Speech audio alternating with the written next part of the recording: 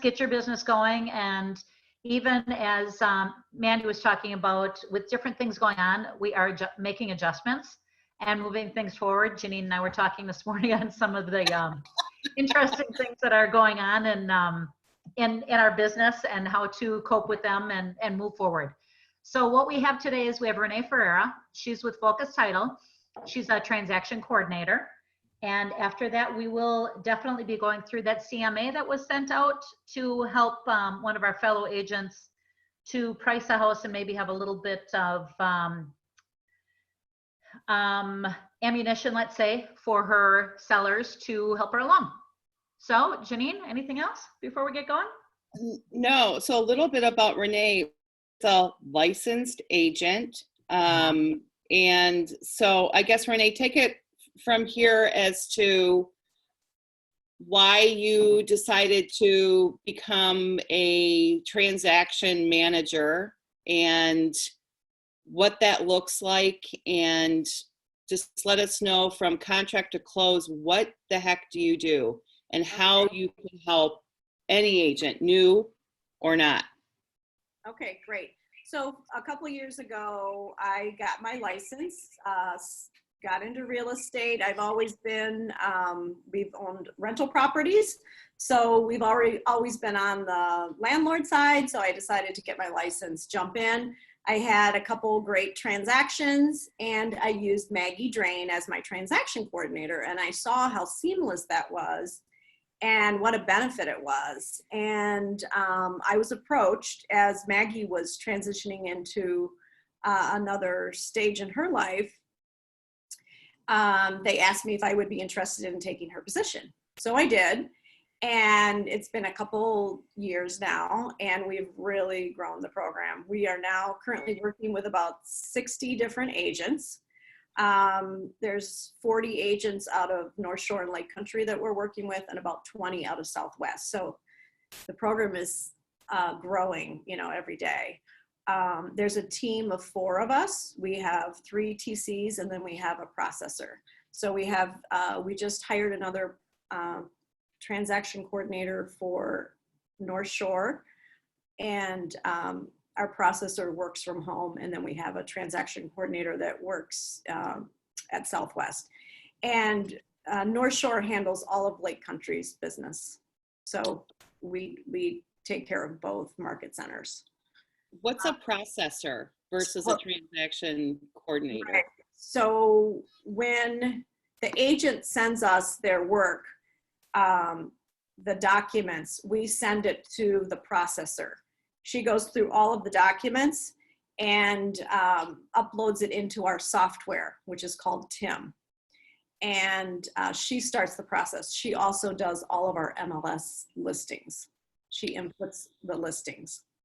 Wonderful. So yeah, that has been a huge benefit to us, because there's no way that we could handle all of the volume that we do without a processor, because we handle all of the day-to-day.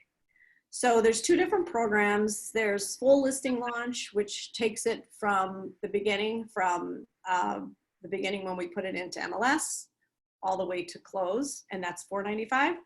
And then we have just Contract to Close, which can be on either the seller side or the buyer side, and that's $295. That is not paid until the end when we close. If the transaction cancels out for some reason, you don't pay anything. So that's a huge, huge benefit. So Listing Launch, we load all of the data in, all of the documents, all the photos in MLS, showing time, we handle everything in MLS for you. We upload all of the documents into Command for you. The only thing you have to do is set up the contact and the opportunity. We upload into the TIM software, so that's how we keep track of all of this information. We set up showing instructions. We manage the MLS listings, open house. We go after all those documents, the FERPTA and the authorization to release title. So, we're constantly on that. So that's just the listing part of it. And then when it gets to Contract to Close, we also upload all the documents into Command and TIM. TIM is our software program.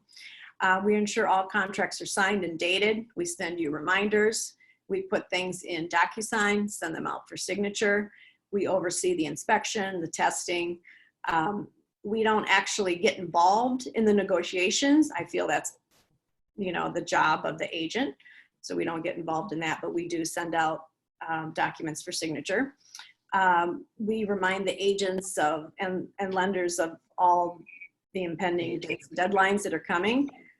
We order the home warranty, we do the green sheet, we deliver the amendments, addendums, receipts, lien waivers, all of that to the title company. We ensure that the agent has signed all their documents so we can get past compliance.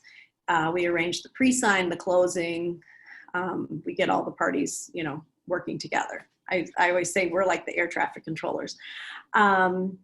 So yeah, we pretty much do it all.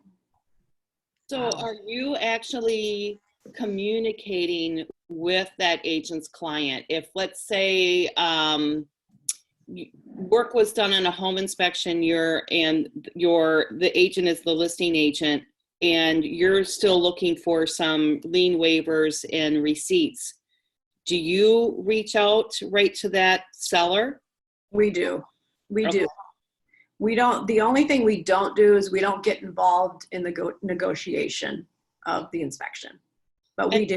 We chase for all of the paperwork. We make sure everything is signed and delivered to the title company. So how are you introduced to those clients? So when we set up the transaction and we get all of the documents, we send introduction letters to the title company, the lender, the buyer, the seller. Everyone that's involved in the transaction will get an email from me. So right away, they're going to get that within a couple hours. Instructions on where to send the earnest money. So right away in their file, they're going to put down my name and they're going to have me on their file. And it just helps the transaction run a lot smoother. I have a question. So yes. What's the possibility that we get different transaction coordinators with each one of our deals? Once we establish a transaction coordinator, you'll be with that transaction coordinator. Thank you. Are you with Lake Country? I am. Okay. Yes. So you would have either Julie or I, most likely me. Okay. I've been handling all of the Lake Country business, and she's been taking the new agents at North Shore. So we're just trying to even up the playing field a little bit right now. And Southwest has really seen a big increase in their business, which is good. And then we're also going to be going after the Germantown business as well. Okay. So Renee, regardless if they're a new agent or a seasoned agent, what are the common things that you guys are seeing that we can correct, that we are not doing? I would say, right. I would say with Corona brain, because I certainly have had it, people are getting, kind of sloppy and lazy.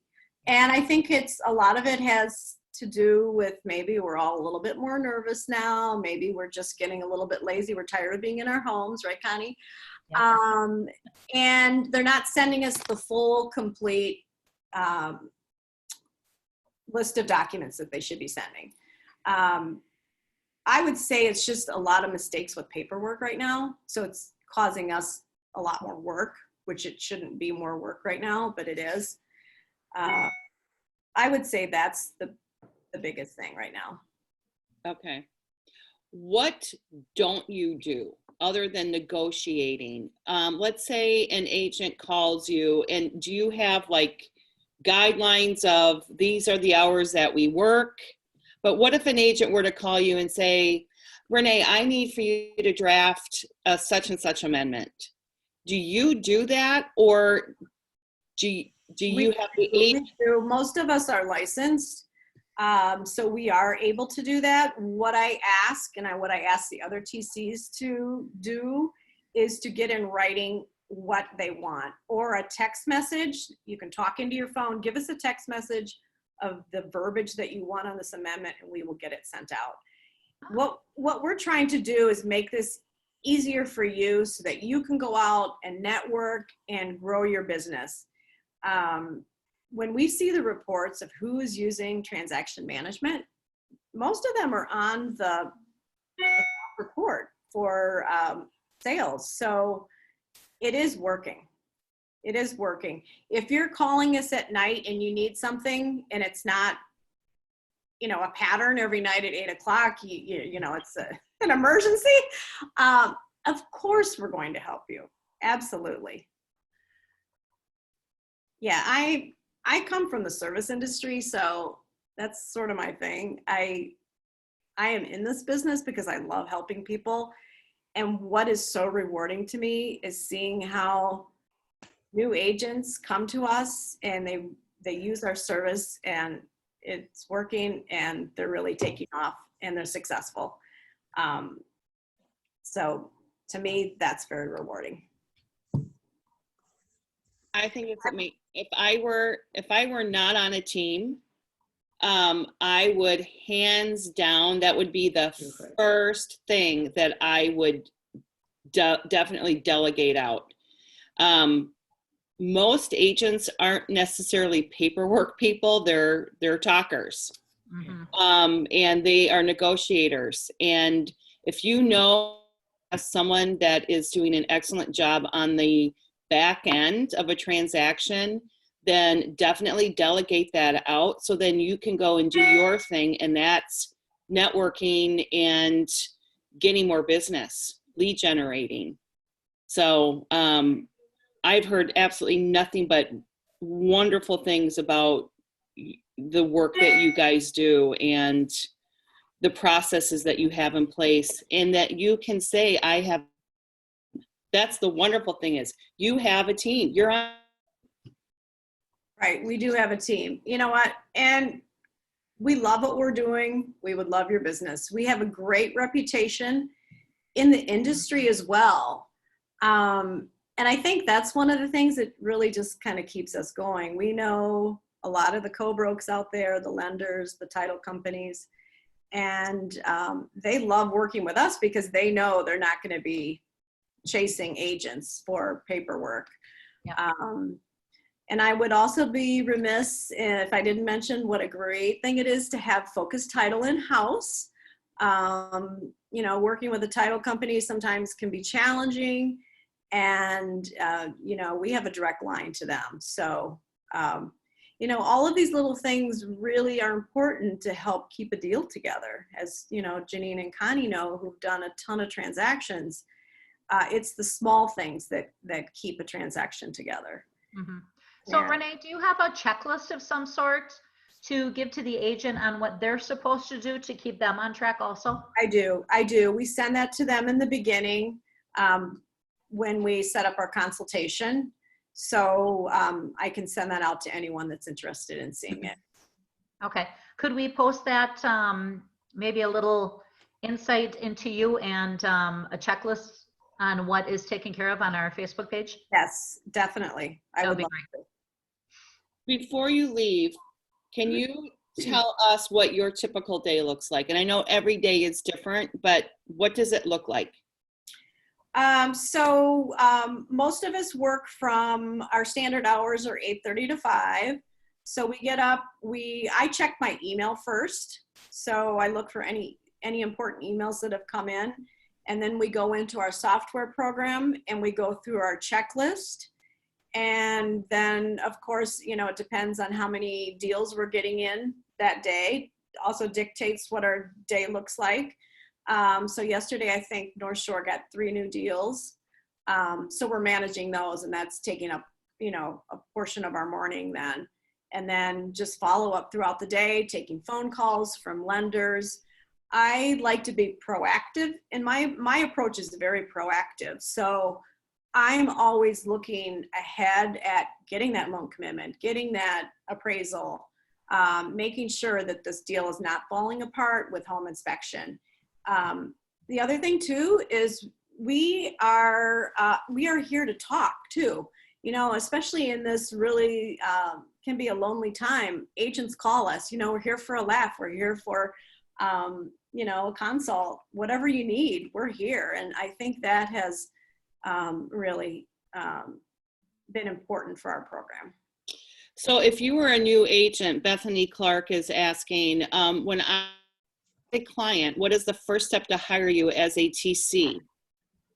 As her Okay. question, How do you go up? Let's say I'm a new agent. I have a client. Now I have that client under contract.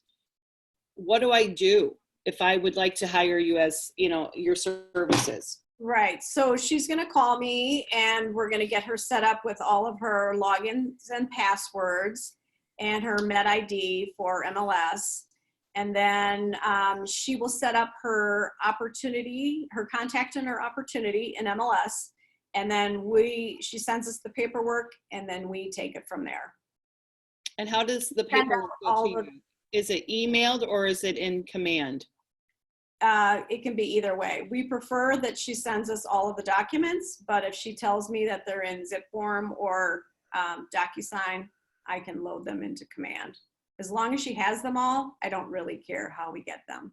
I just want them all. Yeah. Right? Yeah. Tim So- Rose said, thank you, Renee. You've been my most reliable source of help. I can't say enough how much I appreciate you. Aw, Tim, you're so sweet. I love working with you. That's awesome. If you could tell or give a new agent a piece of advice, because you've seen a lot of contracts come and go, things that didn't work out, just with your experience, what would that be? I would say get off on the right foot, get a good start, great communication with the co-broke, and your client. Your client, I've seen a lot of clients get frustrated when they're not getting the answers that they want. So that's where I come in a lot of times, just to reassure them that this deal is happening and will close. Just be involved. Mhm. You're hiring a transaction coordinator for our assistance. We are not the agent, but we are here to assist, and we are here to, you know, I've seen so many different deals now, so I can help you through it. And just be, you know, organized as well. Have you ever, Just basics, right? yeah, have you ever considered doing like a bomb video with your agent and sending that out as an introduction to you? And this is how you work, just so the only reason I'm asking is that, you know, we're thinking about doing that on our team with our listing coordinator. I don't know if you've ever considered that or is focused. So me sending it to the agents that are interested in working with me. Yeah, I think it's a great idea. Yeah, and then you and that agent maybe just having a video that is just sent out, like, here's Renee, here she is, this is how we work. Yeah, I don't know. I just, especially it's a during great this idea. moment. Yeah. Love it. Plus you're Well, so and cute. people like to put a name with a face. Yeah. Right. So that's a great idea. Mhm. Once you get your deal under contract, to send an email with Renee's face on it and her Yeah. little intro on what she does. Yeah. I love that. That is so awesome. See, you know what? Every time, and this is something for the new agents and all agents, every time you go on to a team meeting, a launch, productivity, any of these Zoom meetings, you are learning something every single time. You will pull something away. And you know what? Janine and Connie are learning every single day. Oh, They're yeah. learning from you. We learn from each other, and we learn to be better. And that's what I love about it. But, you know, people, stay well, stay healthy, keep a sense of humor, laugh at yourself. That's the best thing. I had another agent, and yesterday, honestly, I think we just were laughing so hard, I almost peed my pants. But she said, I'll call call you back when I find my phone. I'm like, you're on your phone. And it was like the funniest thing ever. I mean, so people just keep your wits about you because it'll help you get through the day. Yeah. Yep. There was a question that was asked by one of the agents on how do we let our clients know that we'll be using a transaction manager? So you can tell them in your meeting with them, you can send a quick one-line introduction saying, Renee Ferrara, my transaction coordinator, will be reaching out to you. And then, of course, we try to get our letters out within a couple hours. So we send introduction letters as their transaction coordinator on behalf of them. I find that when I tell my clients, I will be handling your transaction, I'm your face-to-face, but I really need some help with organizing the paperwork because it's not my strong suit. They're usually super happy about that because keep in mind, in life, everyone has their strong suit and things that they're not as good at. And having a transaction coordinator or someone to keep that backside straight is A, very, very important. And B, why not give it to somebody who's really good at it when you can keep face-to-face with your clients? You know, the line that we use is 65% of the transactions that fall apart are due to a missed date or deadline. Ooh, really? Yes. So Mr. and Mrs. Seller or Mr. and Mrs. Buyer, I have the best team in place to make sure that we adhere to all the dates and deadlines. So that's super important. And we say that way up front when we're doing the meeting. Because as you know, when I'm working with you, Mr. Seller or Mrs. Buyer, whoever, I am not going to be interrupting our time together by answering my phone. Yep. So I have someone in place, I have a team in place for all of my clients, for all of those dates and deadlines. And that kind of sets the tone as well. Oh gosh, I'm not gonna, keep reaching out to Janine about this because I already have been introduced to so-and-so that's gonna be answering those types of questions. I'm here to write the offer, negotiate the home inspection, and get you to close. But I have a whole team behind me that's making sure that all of those dates and deadlines are being met. Mm-hmm. And we're on board like immediately. Well, and I get asked a lot of times with newer agents, well, I don't have a team and I'm behind the curveball because I don't have a team. You do have a team. Have a team. You have a team. You have a transaction coordinator and you have title. So that's your first two on your team. Your next one on your team is your lender. And we've talked about finding lenders who you can call at the drop of a hat, somebody to help you out. That's your team to start with. People at the office can be your team to help you show properties because everybody, once we get out of the house, everybody is going to have a date night or a kid's birthday party that they have to go to. And sometimes we need to rely on each other for help. So use what you have. And that's the great culture of KW is to help each other out. So, use what you have at your fingertips. Renee, what is the best way to get a hold of, what is your cell phone number? 414 313. I'm putting this on the chat. Yep.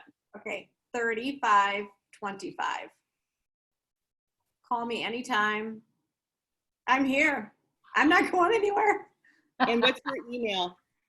It's Renee F at Focus. RNE? RENEE F at FocusTitleWI.com. Okay, I'm putting that on chat too. Awesome. We're all in this together, guys. Would love to hear from you. Would love to help you. Thank you. Manpower. Very, very much. You're welcome. You're such an asset. Thank you. Thank you. All right, I am going to go to work now unless anyone else has questions. Does anyone else have questions? Just No, real quick, but what is the, just remind me, what are the costs for doing it on each side, sell side and buy side? Right. So if you do listing launch from the very beginning to the end, it's $495. And if you have a listing or a buy that's contract to close, it's $295. So, and that's in addition to the $295. No, it's one price. If you put the listing in yourself and you just want me to handle it from contract to close, that's $295. If you're on the buyer side, it's only $295. That's great. Correct? Right. But don't we pay $295 That's for the broker fee. and That's we a still broker pay that. So you're in a, Still that's have an to pay addition. that. Yes, yes. Great. Jenny, that's a broker fee only for listings. Right. I just wanted to verify that. So No, little Renee, handy so guys. with this, it's a service charge Yep. for your contract management. So So goes on the green sheet is transaction management. on the listing side, we charge $695 and we call it a commission. Do that. Yes. Do that, you guys. You can take that part of that, and that will pay for Focus Title for their services. And I'm going to tell you right now, no one flinches. No one, maybe 1 or 2 out of 100 will, push us on it. But do that. Don't pay for it yourself. Add it into your services. You're a professional. Absolutely. All right. Any other questions?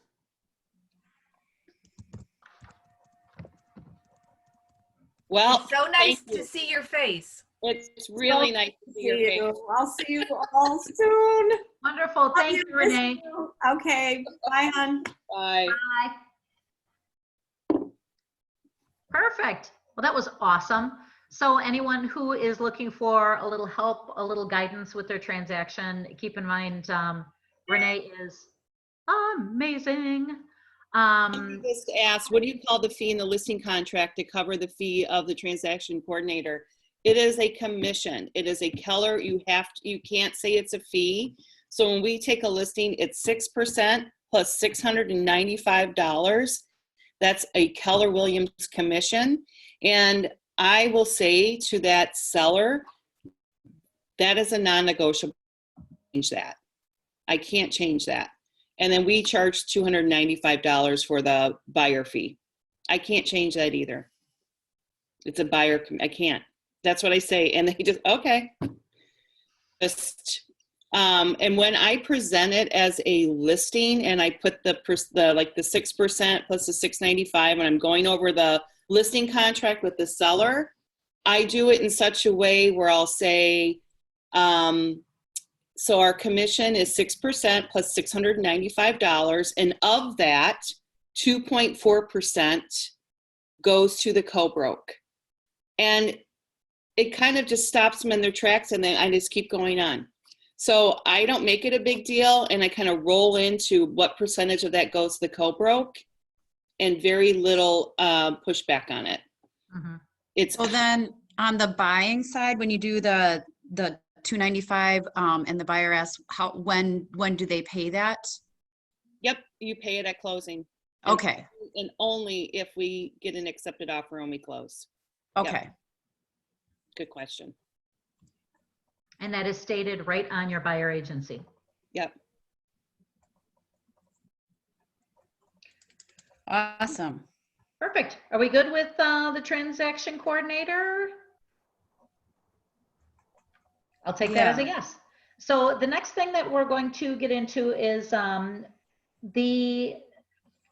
peanut gallery, let's say, had suggested that we do a CMA for a real property, just as we had gone through everything a couple of weeks ago. So we put it on Facebook. Hopefully everybody did a little bit of homework for us. We do have an agent who asked about this property. So on Wood Lake Circle in Lac La Belle, how did we do with the CMA? Is it priced right? Is it too low? Is it too high? What sort of feedback do we have on this? It was tricky. Okay. And There why wasn't a lot of comparables really. Mm-hmm. And why else was it tricky? Anyone? I think some of it because it's Lac La Belle. Okay. That can make it a little trickier, and there's not a lot of active listings. Correct. Lots So of solds, maybe. the tricky thing that we have out west versus on the east side is many of the cities are also towns, are also villages, and the town lines, the city lines, and the village lines all cross. So you may be the town of Oconomowoc, but the village of Lac La Belle. You may be the town of Oconomowoc, the village of Merton, the village of Okachi, and these are all kind of intertwined and intermingled together. So what you need to do is find the town which encapsulates the villages and the cities. Does that make sense? Yes. That's like a little spot in Pewaukee too. It's like that. It's Heartland and Pewaukee and Delafield all together. Correct. And the town of Lisbon also encapsulates Sussex, Pewaukee, a little bit of Heartland, a little bit of Merton, and a little bit of Menominee Falls. Oh, geez. Exactly. So what I like to do when I'm doing these CMAs is, does everybody use the map function in MLS? I did this time. Okay, so what you can do is when you use the map function in MLS to find comparables, drop a pin on the property, hit the circle. Does everybody know what I'm talking about here, or should I bring up my screen? Bring up your screen, because I think I did it by accident. Perfect. I get it. I get it. I don't know how I did it, but it happened. I get it. Okay, so let's do exit minimize video.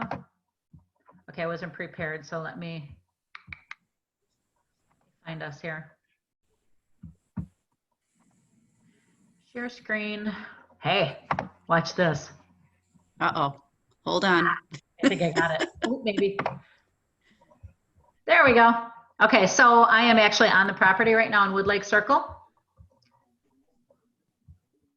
Everybody can see this, correct? Yeah. Okay. So when we come into finding a property, this little icon right here, map, if you click on this, it will bring up your property. Let's make it a little bit bigger here.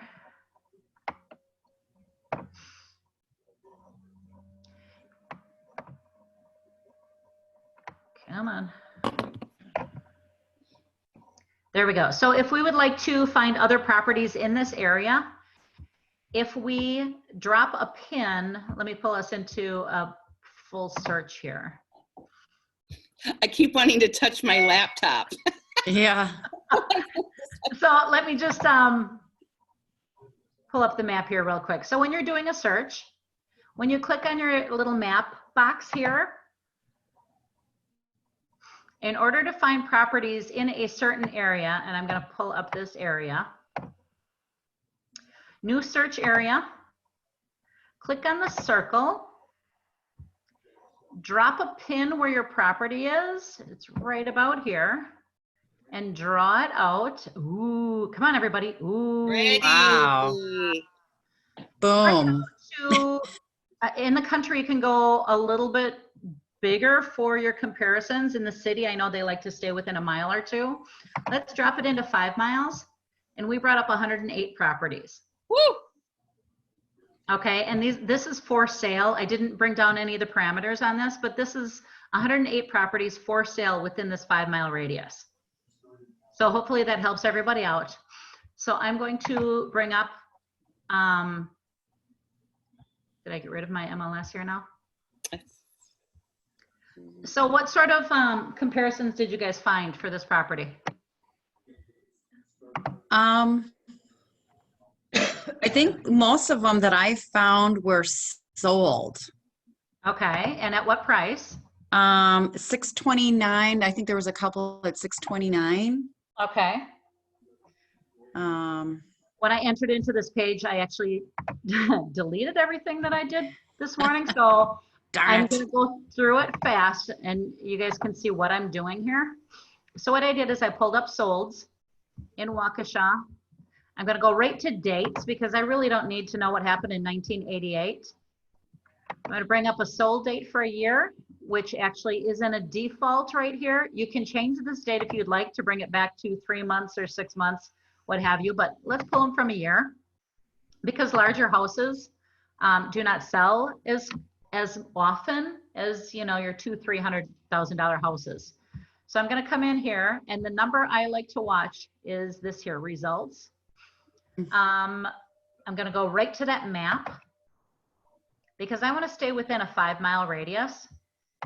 So coming in through here, new search area, I'm going to drop that pin. Oops. And you don't put the price range in there, Connie, when you do this to eliminate I all do, of those? but I am going to start with the area. So why don't you use the pin at the bottom right corner to put in the address, just out of curiosity? You can. Okay. And one thing about MLS is there are many, many ways of doing things and finding things. I'm actually going to go at 6 miles just for fun. You can find things. I mean, this down here, I have honestly never used. There are many ways to find things. So coming into the main, let's give our list price of, I'm going to make it real broad.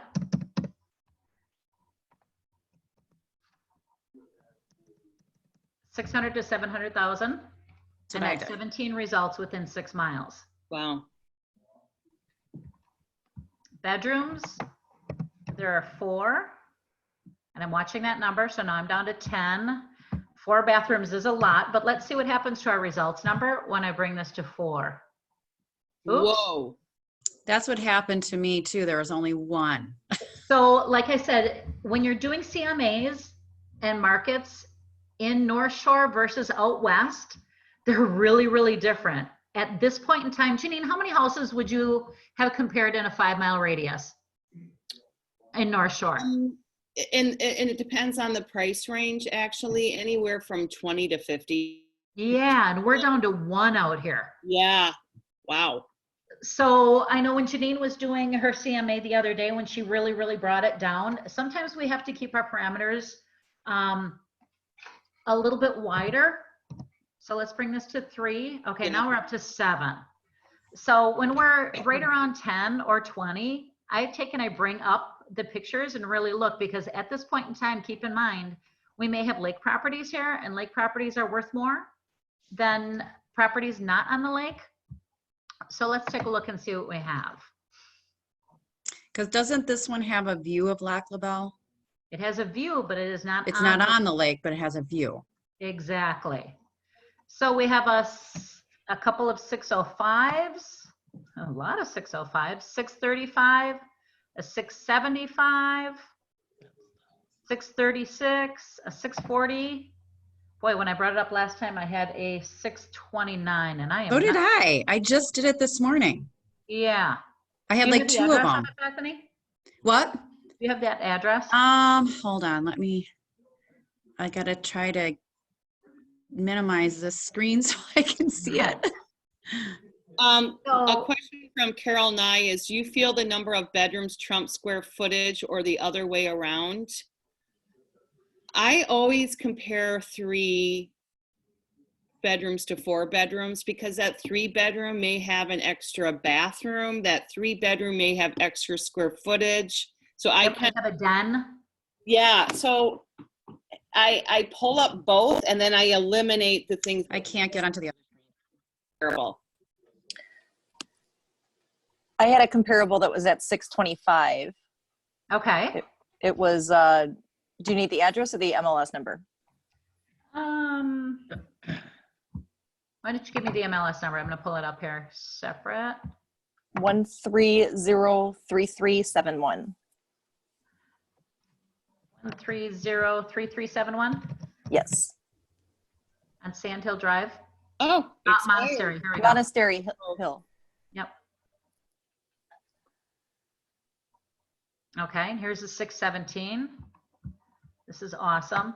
And one thing that I also look at is I look at taxes, because out here in different communities, we have different tax bases. Sometimes they compare and sometimes they don't. So this one's a $9,000 tax base versus our, okay, where am I here? Billing is like 7 something.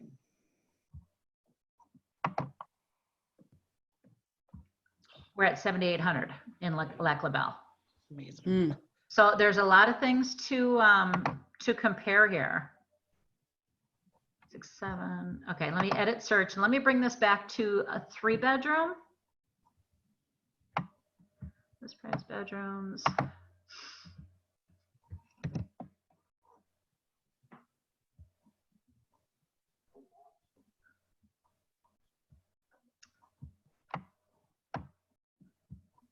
And now we're up to 11 because we dropped it down to 3. And looking at the square footage, we have, and once again, out here, we do consider our finished basements. So here's a 640.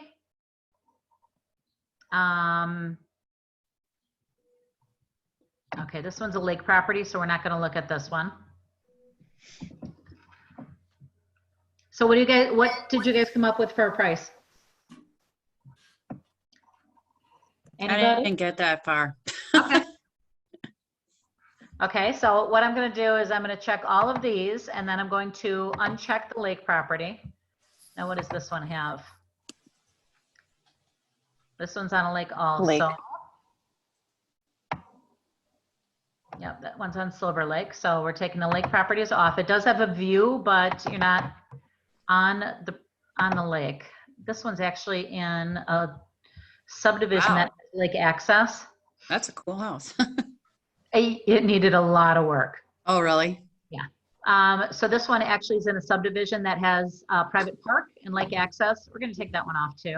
Yeah. This 640 has 4,200 square foot total. And then I always look down here. It probably does include the exercise room and the bedroom 4. It is a bedroom, so that means it's listed as a bedroom. It should have an egress window, so it is included in the square foot. So there's just so many different things to look at. Here's a 636. And you know what I do just to make sure, not probably in Lake Country because of your basements, but I always go back to that tax record and compare the square footage that was listed to the tax records because a lot of times agents will put in square footage that really it's not, if you know what I mean, especially on the east side where they'll include the basement in the square footage. So you really have to make sure, not necessarily in this example, but in others, that they're separated out. Exactly. Now, Janine, on the east side, do they put on the tax bill finished basement space? No. Okay, see, they do out here. Yeah, unless it has an egress, it won't be included. And most Okay. of them don't. Okay, see, and out here, a finished basement is included in the taxes. Alicia, you want to hit the mute? Alicia? It is. It just, Oh, I can hear you. it's 2 computers. I'm trying to fix the one. Okay. So out here on our tax bill, finished basement is listed as square footage in a separate line item. Here's a 650 in Summit. I am. 675. This one's really pretty. It's not detached. This is pretty small in square footage though. It's only 2,500 square foot, but it's a real nice price point. So It has a lake view. pardon? And it did have a lake view. And it does have a lake view. Here's another one, only 3,000 square foot. And we have 3,474 on the first floor of the one that we're comping. So all of these are quite, I mean, they're good comps. What is this one? Has a pool. It has a pool. It has an acre, which is what this property is.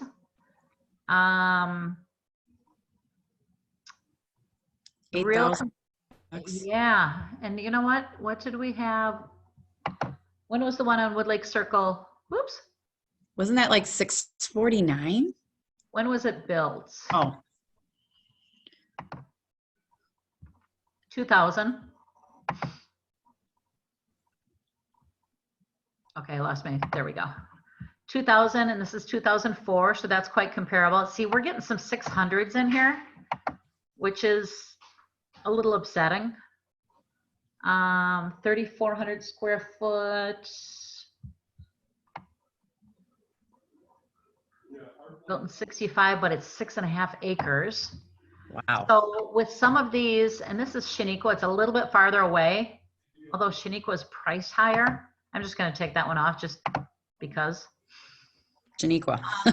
Yeah, and this one is only 2,600 square feet, so I'm going to take this one off.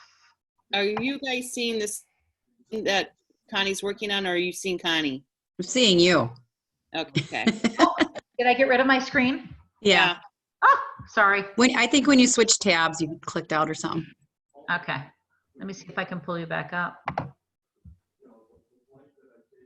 Yeah, if I do a little error here, you guys got to tell me because I'm not sure. I just didn't want you to do something inappropriate, Connie, thinking you weren't on screen. Hey, thanks. Hey, Connie, Yep. would you use 1683852 as a comp? Hang on, let me find it.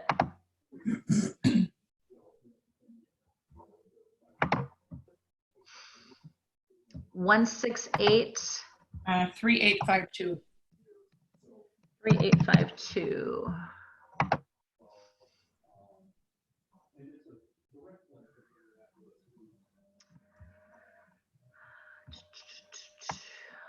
Yes, but it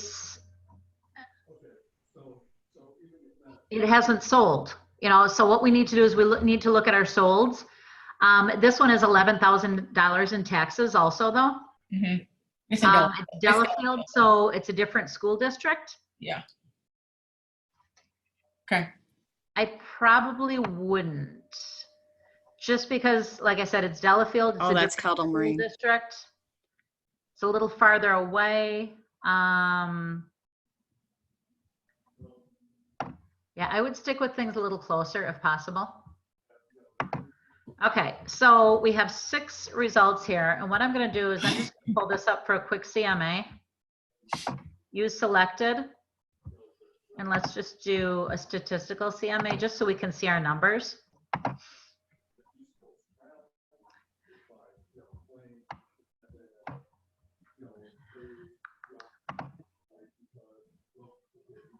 So at this point in time,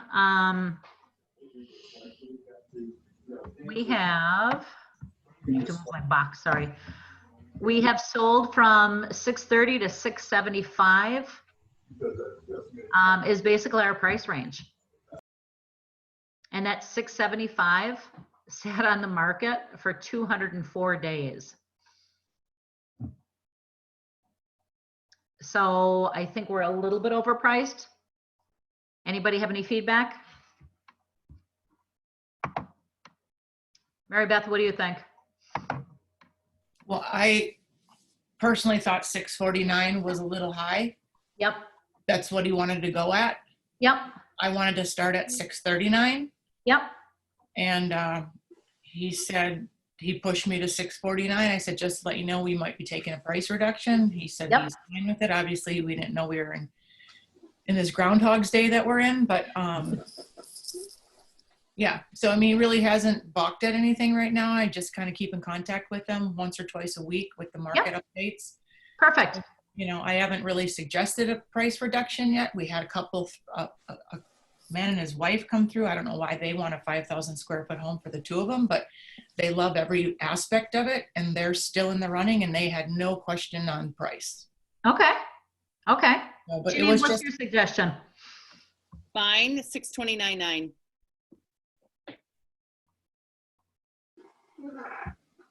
I think at 629.9, you would get some more action on the property.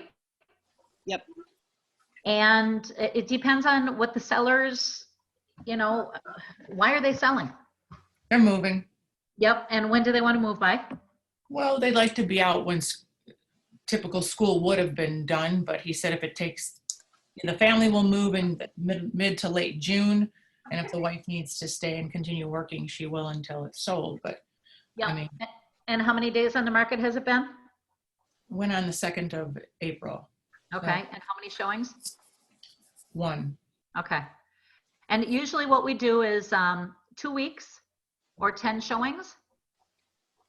But how do you gauge that right now in this ridiculous world we're in?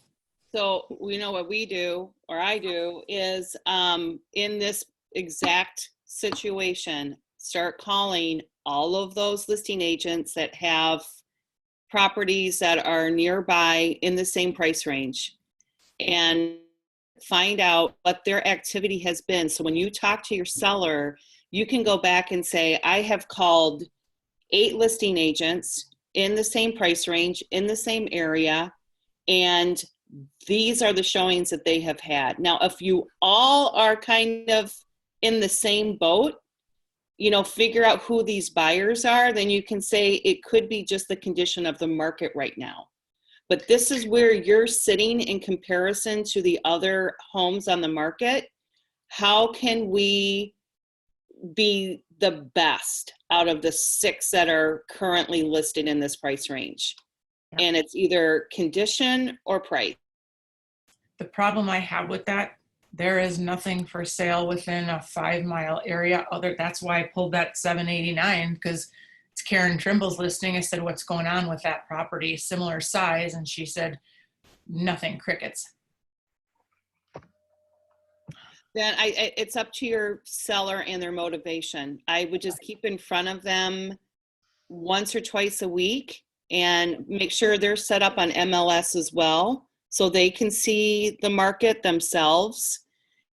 And I think as it gets closer to their desired date of moving out, they're going to become more in tune with what's going on in the market. I mean, it's an odd time, but those higher price point homes are going to be sitting on the market longer. Yep. Does that help you out, Mary Beth? Yeah, it was just really hard to price that out. And when I went to it, he was 649. I said the top that I would list was at 639. Remember, Connie, we went in there at 630, wanting 630. And then I said, you know, top would be 639, and he jumped to 649. And it's like, I said, might sit, and he was okay with it. And he hasn't really balked at anything so far, but I don't want them also feeling like they're in a fire drill at the end. Exactly. Well, and I find explaining to them how long the sales process takes sometimes helps to move their price a little bit. And I mean, we're still within, well, we're at 3 weeks now. You know, once it hits 4 weeks, we're at May 1st. If they want to move by June, Right. You know, with larger houses especially. I mean, sometimes we have 30-day closings, but it's usually about a 45-day closing. And if they don't mind sitting, but we don't want to miss that spring market, even though we are dealing with COVID, houses are still moving. But I think you're doing a great job just with having open conversation with him. And when he's ready, he'll say, you know, I'm getting a little nervous because the kids are moving and I'm not. Right, right. And you know, sometimes concentrating not on the price, but concentrating on their net, what they're going to be netting from the sale. So that Focus app is super awesome. I use it a lot when I suggest in this, you know, situation, let's say 629, this is what this net would look like versus where you're at. What does that look like to you? Because it's really about the net, it's not sales price. Okay. So Great idea. kind of talk about what they need to get in net to move on, and then keep bringing up where they're going and the motivation behind that. Keep that motivation high and their interest on where they're going, and they're going to detach themselves a little bit from their home if you keep talking about why they're moving and what's important to them. Thank you. That's good information. Yep. Janine, we have a question. When doing a price reduction, do you suggest one big price cut or small adjustments? That's a good question, and it's going to vary from property to property. I don't like to do little tiny price adjustments. I want to give enough wiggle room for that seller to negotiate off that price, because you're going to hear, well, if I drop it to this price, then that's it. I am not negotiating anything.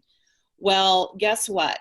That buyer isn't going to look at where you listed it to begin with. They're looking at today's price. So yeah, they're more than likely going to negotiate on that price. Again, let's look at the bottom line, guys. What is it that you would like to net? What is your goal? And where are you going, and how fast are you going to get? If you start doing small increments of price reductions, with one of those small increments, there's usually going to be 2 more behind it. There's usually going to be 3 price adjustments. So my suggestion is, let's cut the fat. Let's get it to where it needs to be and be aggressive. So Janine, on that property, would you be suggesting that they drop to 629? Yep. Okay, I'll let you know when we're going there, and if you could dress really pretty and bake some cookies. Sure. Absolutely. You know, the ones that I have the most difficult time with is, and I can see it when I'm at that listing appointment. I know how it's going to go, and I'll walk out thinking, shoot, I think we overlisted this and I got talked into it by the seller, and they're the hardest. So I always like to have a really frank conversation with them in the very beginning. I am hoping, just as well as you are, that we are going to get this price. But if we don't, what is our plan of action, and how much time do you want to hold on to before we talk about a price cut? Because this is really important. We want to get an offer within the first 45 days. And I know that's important to you, isn't it? Yes. All right. So talk about a price reduction. You know, before we do that, I'm not going to just call you and say we need to drop price. I'm going to be calling and talking to every agent that has properties within so many miles of yours and find out their activity. And from then we're going to have a conversation of what's going to work for you, because I know that it's important that you get to where you want to go, you know, by June, so you can get your family settled in their new town. That's important to you, right? Yes. Okay. So just keep that dialogue going and bring it up every time you talk to them. It's really natural to run away from uncomfortable conversations. And then that seller's calling you and saying, I haven't heard from you. Right, because you know it's going to be an uncomfortable conversation. I used to do that. Now I don't care. I'm uncomfortable with them twice a week. You know, we're all together. We're a team, and we want to get your house sold. So just continue to have those conversations. Right, thank you, guys. Yeah, that was great. Here's a good question. Is there a pecking order for the lakes in terms of snob appeal? I love it. Also, is there a way to distinguish lake frontage, lake view, and lake access to the search categories? So when you put a house in MLS, we'll start with that one. If it is lake frontage, that means that the property is physically touching the water source, period. There are agents who do put lake frontage, but it's really lake access. There is another tab when you're listing a home to put lake view and lake access. Lake frontage is the property is physically touching the water.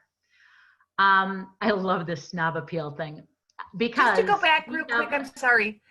When you said lake frontage, is there a box that you check for lake frontage, or is it just in the description? No, there is a box to check for lake frontage. Thank you. And it will also ask you the amount of lake frontage, which is put in by how many feet of lake frontage. The next one with snob appeal, with all the lakes out here, and just thinking off the top of my head, I could pull out 8 of them. The price on every lake is drastically different. And unfortunately, there isn't a list somewhere. Mary Beth is laughing. Because when you're on Beaver Lake, Pine Lake, you can't touch a lot for under $1 million.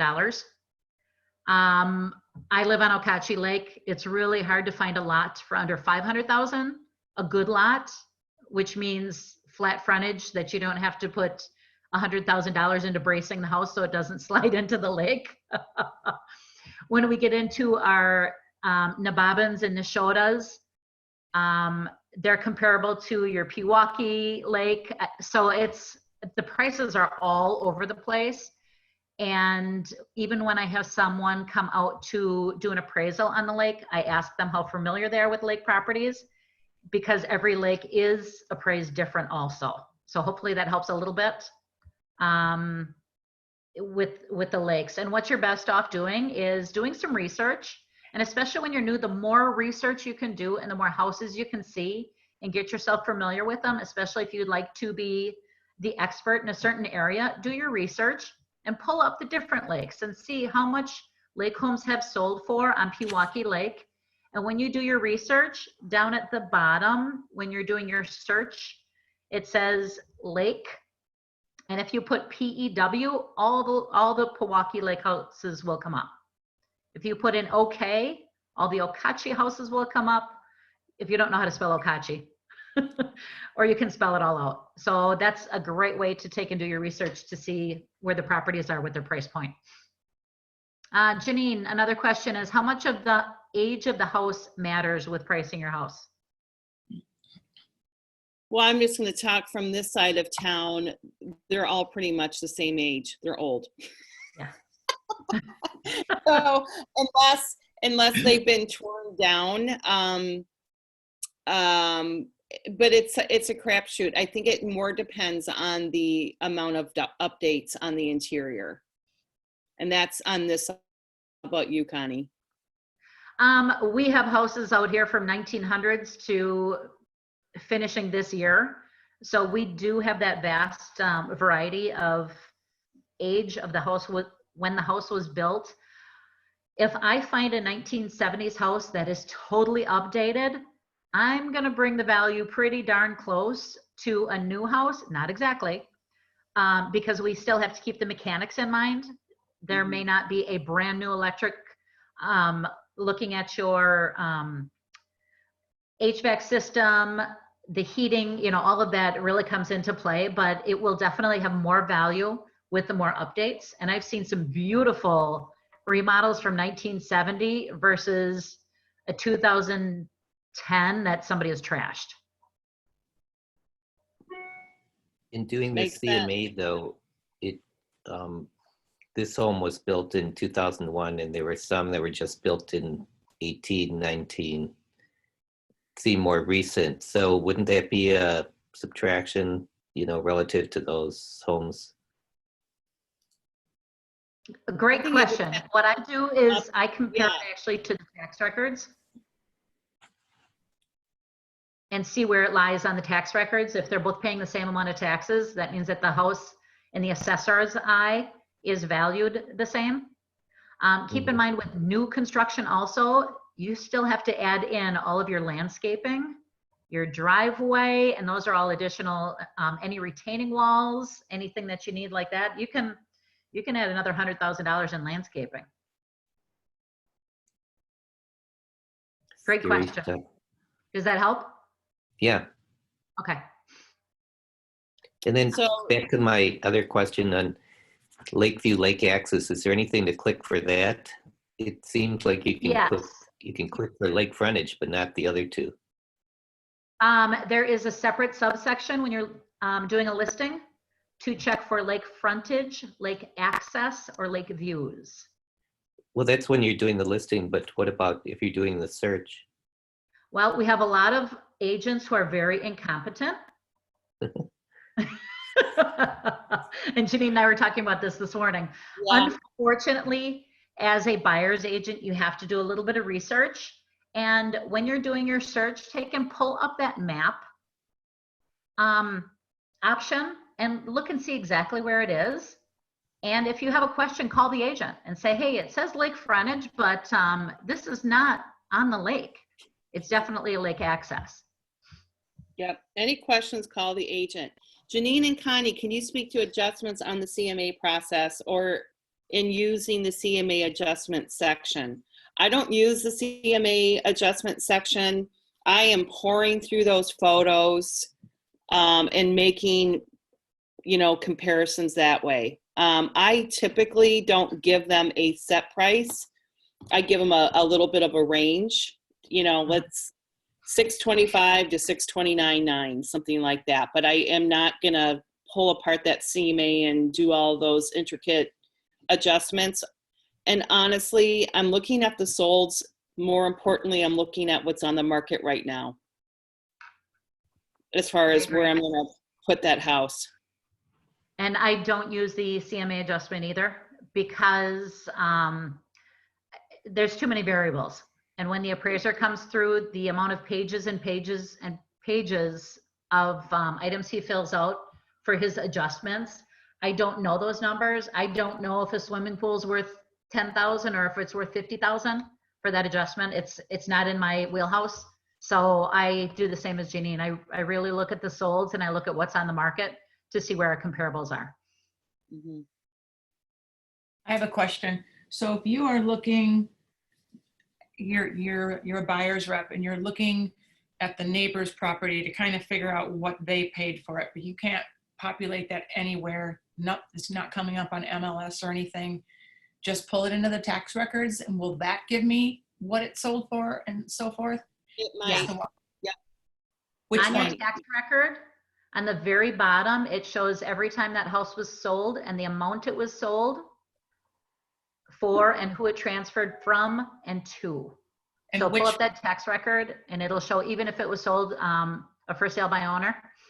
and which site are you going to for that you like? The tax record, I pull it right out of MLS on the tax MLS. tab.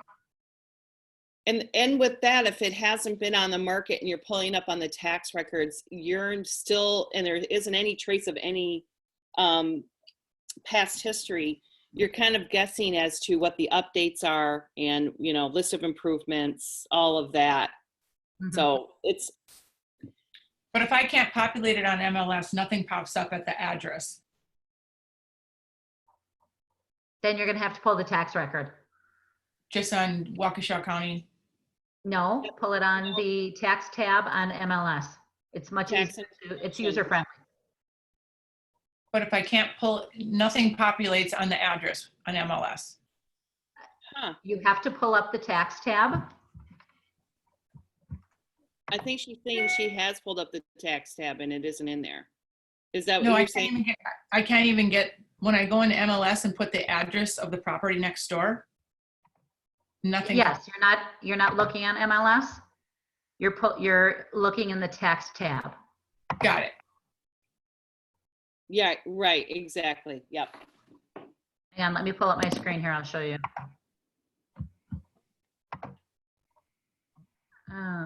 Make this smaller. Okay. So right here, tax info. If you click on tax info, this is the tax record. Right, but if I can't get the property to populate on MLS. Oh, then I'm sorry. I apologize. That's okay. Yeah, then you're going to have to go on the Waukesha County, Milwaukee County website, and all taxes are public record, and pull it Okay. up on the tax site there. Got it. Yep. And on the tax record, this is also on the bottom. So it shows when it sold, how much it Yeah. sold for, on the bottom, the taxes. Sorry about that. No, that's fine. I was just like, I couldn't get it to populate on MLS. Yep, it will only be on MLS if it has sold through MLS. Jenny, do you know how far back that goes? Is it 10 years, 15 years?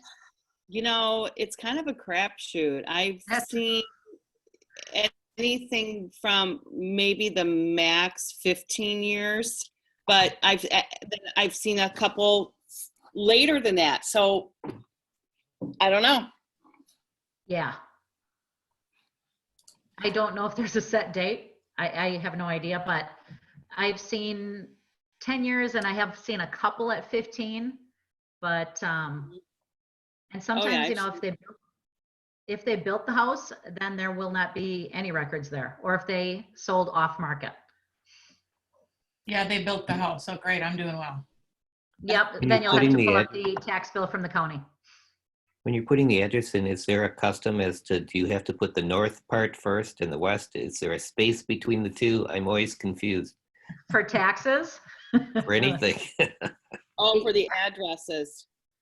For our addresses out here, it's really interesting. So you're going to do your north with your numbers, or your south or whatever, no space, and then west. When you're looking on the tax record, you're only going to do the second set of numbers. Or a lot of times what I do is I only put in the street name in the city, and I look up the whole street and then go backwards by the address, because it depends on the city assessor how they entered the address into their tax records. Sorry. Oh, shit, No wonder I could never figure it out. Yes, so especially out here when we have the north and west numbers, or the south and west numbers, just use the big set of numbers, which is usually the second set. And then, so it'll say number, so 5373, and then the next box says direction, then it would be west, road B. But the MLS is always the whole thing with the north-south first. Correct, with the north-south first with no spaces in between. Okay. And if you get really confused, just put in the street name and they all pop up, and figure it out from there. Well, Yep, that's helpful. yep.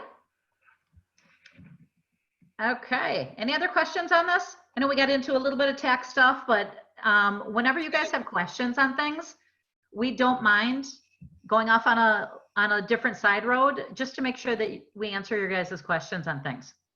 You can actually go to what the wire data tab. It's on the main section of the MLS homepage, and you can actually pull up by county anywhere in the state. So Perfect. you should be able to find a property even if it's not been on the MLS from that perspective. Have you gone on there, Mary Beth? I have not, but I certainly will be. Okay. Yep, on wire data, and then it comes up on with your MLS. Okay, how are we doing, everybody? Lots of notes? Good, good. So what should we cover next week? Janine, any ideas? Well, first, before I do have a couple ideas, but I just wanted to put this out to you guys, and you'll be getting an email about the Bold Pivot that's starting May 5th. It's $99. I'm sure you've all heard of this. I have not yet skipped a year of doing Bold, and I think this one is the most important one because it's going to be specific to the COVID-19. It's really going to give you some scripts for the market at the moment.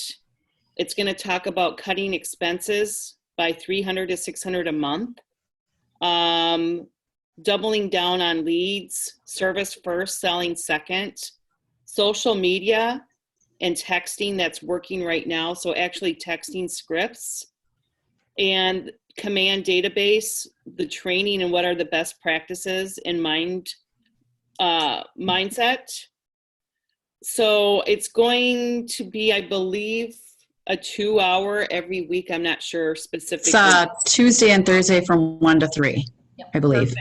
Yeah, Yep. 4 hours a week. Tuesday and Thursdays for 4 weeks, 1 to 3. I would imagine that would be taped as well. So if there's any reason you can't make it is. Yeah, I highly suggest it. One thing that I have been doing and I have noticed about myself during this time is I am definitely putting my service first, my quality over the quantity. And I have already seen results from it. Mm-hmm. 2 listings I never thought would be happening are happening, and it's because I've had more time to pour in. And I just think if we are continually educating ourselves and getting the training and all of that, the service for the sale is so important. So I just wanted to bring that up. I hope you guys all consider taking. Mm-hmm. Next Question week for you, Janine. Is Yeah. this in place of the fall bold? I would imagine, I don't know. And I think it depends on what's going to be going on in the fall. Mhm. I don't think they know. I think the large groups are going to be hindered for a while. So, yeah. And different areas of the region do bold at different times. A lot of them do it right now in the spring going into summer. But since all coaches are not traveling all over the place now, they're condensing it and offering it here and now. It'll be interesting to see. I don't know. Good question. It may change the program entirely. That's what I'm thinking. Yeah. More accessible. Yeah. Yeah. So next week, any thoughts of what you need on today or later down the road when things get busier for you? What do you need help with? I think it's great to feel like, using the focus title as your transaction coordinators, because hopefully it will get really busy and you will be juggling deals so that we can focus on what we're supposed to be doing. Again, if I were not on a team, I don't care how, I would not touch those transactions. I mean, give me dates and deadlines, tell me what I need to do. It's on my calendar.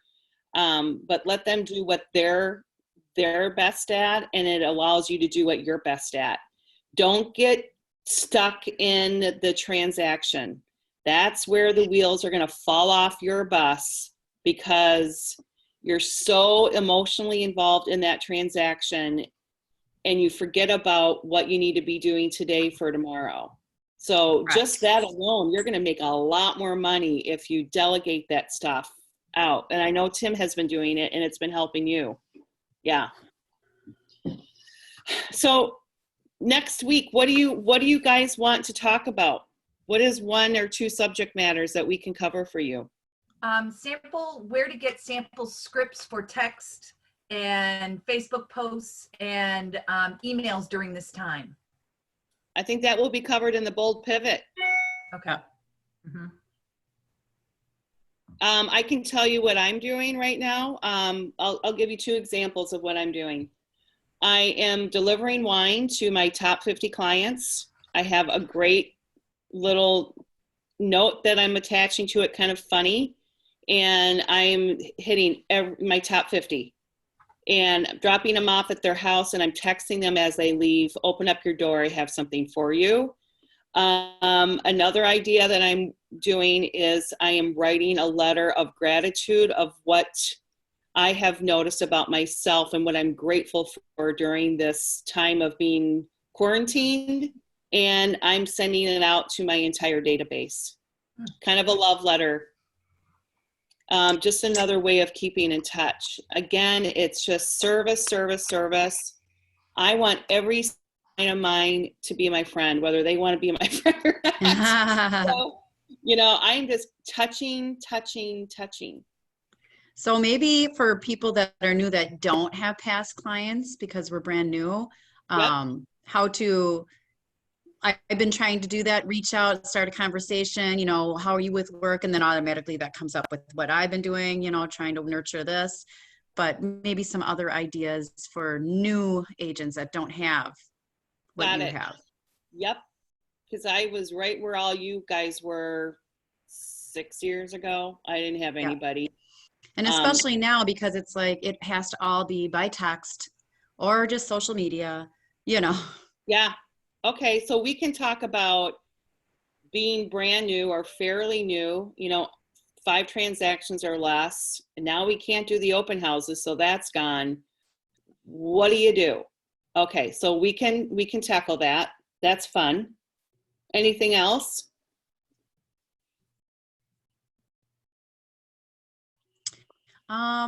Maybe what to expect right now if you do happen to have a closing happening right now in this atmosphere, because I will be, but I really have no idea what to expect. Right. Okay. And we can talk about that right now. As far as closings, I have not been to a closing since this COVID whatsoever. So I call my buyer or seller. My seller, you're going to be asked to pre-sign. This is what it's going to look like. Unfortunately, I'm not going to be there. It's just going to be someone from the title company, and they will take care of that. And the same with the buyers. I will not be there. But I have my phone, and I have my buyer or seller text me when they're completed, so I know. But it's just different. But we can talk about how to, once you have a closing, then what do you do? What do you do with those people that are now in your database? Right. Janine, what is your go-to gift to your clients regardless of what side it's on? Yeah. We do a spice box. Like Penzi? Yep, we started with Penzies. Now we're at, I don't know, what's another spice company downtown? The one in the third ward would be awesome. Spice House. Spice House. Spice House. We Yeah. do a real cool box. It's like $50. What I liked about the Penzies though is that they had like the villages names, like Milwaukee spices, and everyone really, everyone loves spices. They do that at the Spice House too. They have like specific little named spices for the area. Yeah, that is so generic, but every single person is down loved that. Are you branding it? Are you branding it? We put a JSG label on the spices. Yep. So that works for branding then? Yep. And I think next week, let's talk about, well, I would love to talk about customer service and wowing your client. How are you going to set yourself apart from everybody else from the very beginning? What does that look like? You know, we can all, you know, put a transaction together, but what is the behavior from the beginning until forever? What does that look like? And what do you want that to look like? How do you want to set yourself apart from everybody else? What is going to be your tagline? True. And then how to transition back to normal. Yeah. You know what I say is when I meet with people, this is a short-term marriage. We are going to be married, you know, kind of in bed with one another for the next 90 days. And how do you like to communicate? So I think we should talk about customer service. Yeah. And then if we could tag into that on once you're finished with it, how do you go about getting your reviews? Absolutely. Love it. Yep. And I'll share with you that I do now that, and I have been horrible about asking for reviews and getting reviews, and then I got on the bandwagon. So I've created a template for myself that I send out to people before I meet them. So I'll share that with you guys too. Awesome. So customer service, staying in touch with our clients before, during, after. Wow them. Because you Good wow idea. me. Thanks for your input, everybody, on that CMA. Yeah, Mary Connie. Beth, you're always so interesting. Oh, wait a minute. What the hell is that's got a lot of You have a great story. I seem to attract them all. They say like attracts like. Oh, ouch. Yeah, Sally and I are good friends.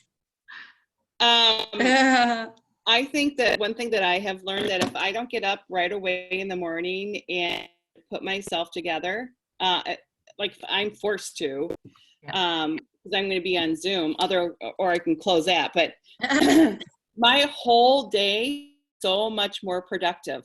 Yes. So much more productive. So sticking to that schedule of just, you know, getting up, working out or whatever, get dressed, get ready, go for your day. So Well, I think all these Zoom meetings, all these meetings have really helped us stay on track. Oh, I think so too. Well, and I can Makes you attest schedule. for myself, the first 3 weeks, I quote unquote took advantage of the leggings and the hat situation, and I didn't get anything done, and was getting a little depressed. I mean, mind you, I saved on makeup and hair products, but it just isn't me to lay around. And I found myself putting together way too many puzzles and just kind of being a slump, Unproductive. and unproductive. So I find the same thing. If I get up, I shower, put myself together, I just feel better and I get so much more accomplished. And allow yourself to have a shitty day. Allow yourself to have that day of, oh my gosh, I really didn't get anything accomplished. Well, you know what? That's okay too. Just don't make that a pattern. Yep. You know, just, that's all right. Don't beat yourself up over it. Move on. Get up and do something differently, but don't think that's a negative, because maybe it's not. Maybe that's what you needed that day. It's okay. It's okay. Yeah, it's true. All right, beautiful people. See you next Thursday. And I hope you have a wonderful, wonderful week. Everybody have a great week. Thank you. Talk to you soon. Bye-bye. Thank you, Connie, Janine. Thank you. You're welcome. Thank you.